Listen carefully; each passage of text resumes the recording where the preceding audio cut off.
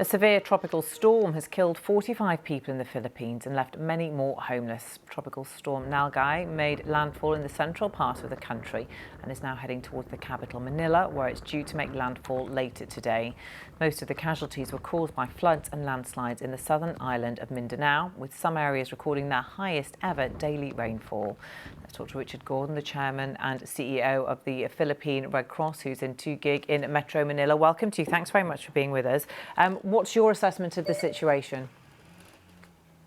Well, situation has been very bad in the sense that the typhoon, claimed about 42 lives already. Landslide and floods.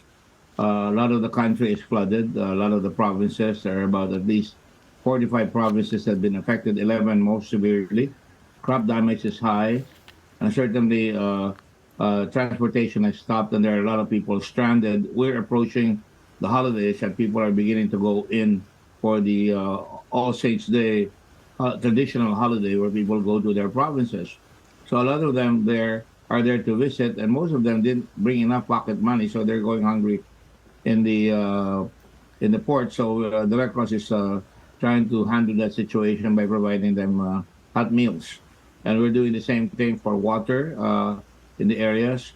Certainly, a lot of people have lost their homes in that landslide, and we're trying to figure out the persons affected, particularly those who may have lost their families, particularly orphans. So that's where we are right now.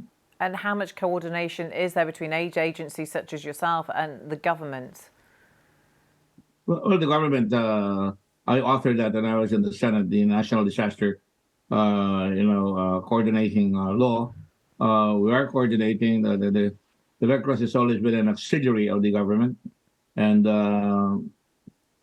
we're trying so hard to try and alleviate human suffering.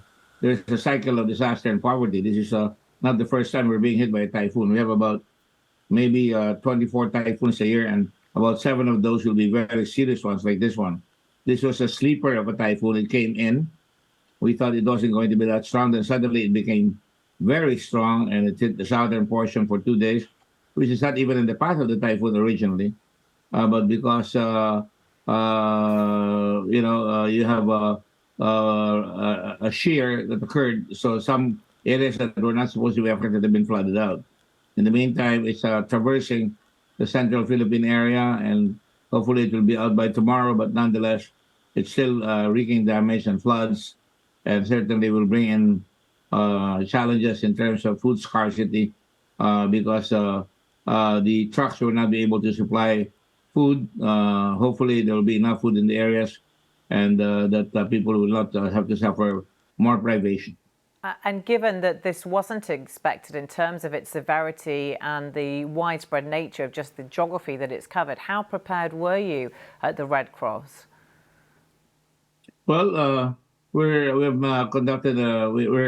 announcing an emergency appeal, a humble appeal first, but to try and get our people to support, as well as the international Red Cross communities to support. It's important enough to do that. We call it the Disaster Reserve Emergency Fund, and we will be able, I think, to cope. Hopefully, it doesn't get any worse. But our experience has always been it may not have been it may not appear to cause damage, although it's severe enough.